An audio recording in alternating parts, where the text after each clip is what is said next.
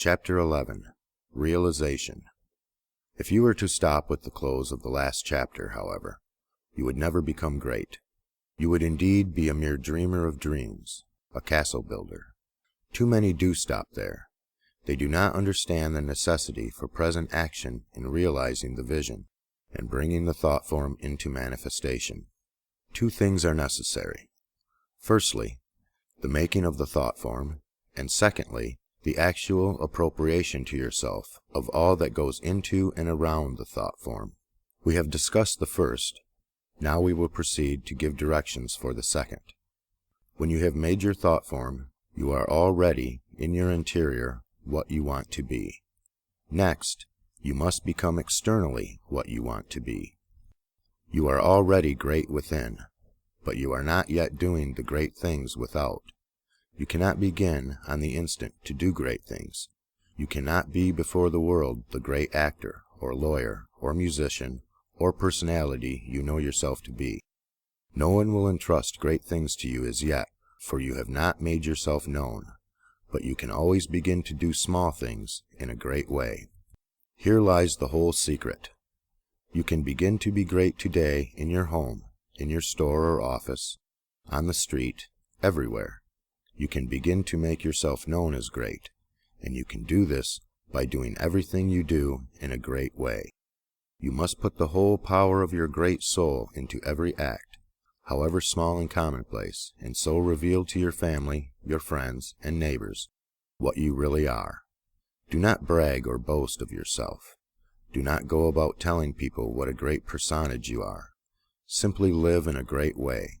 No one will believe you if you tell him you are a great man, but no one can doubt your greatness if you show it in your actions. In your domestic circle, be so just, so generous, so courteous and kindly that your family, your wife, husband, children, brothers, and sisters shall know that you are a great and noble soul. In all your relations with men, be great, just, generous, courteous, and kindly. The great are never otherwise. This is your attitude. Next, and most important, you must have absolute faith in your own perceptions of truth. Never act in haste or hurry. Be deliberate in everything. Wait until you feel that you know the true way.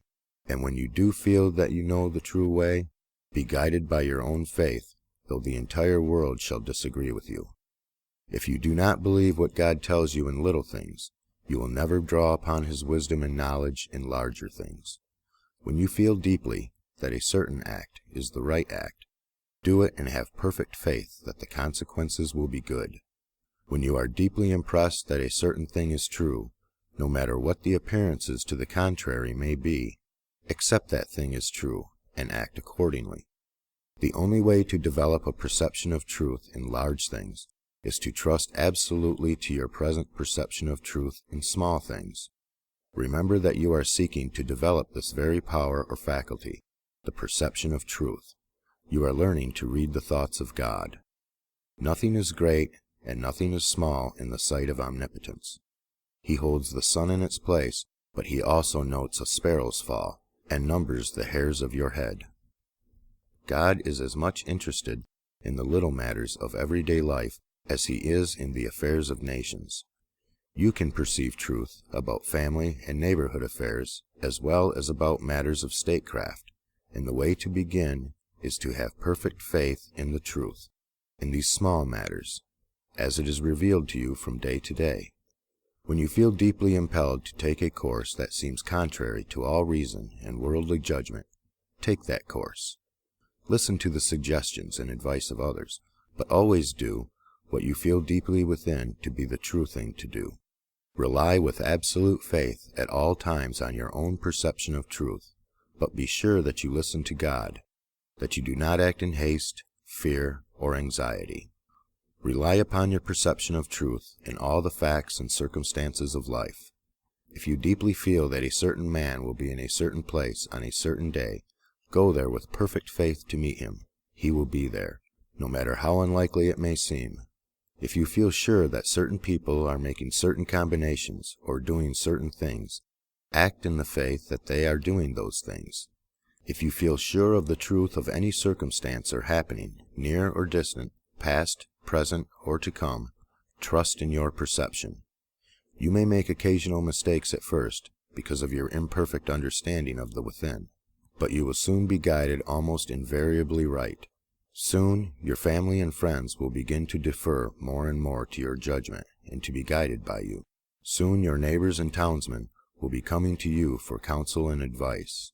Soon you will be recognized as one who is great in small things, and you will be called upon more and more to take charge of larger things.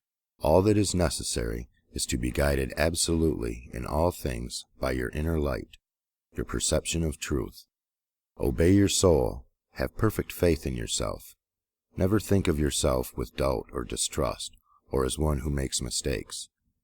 If I judge, my judgment is just, for I seek not honor from men, but from the Father only.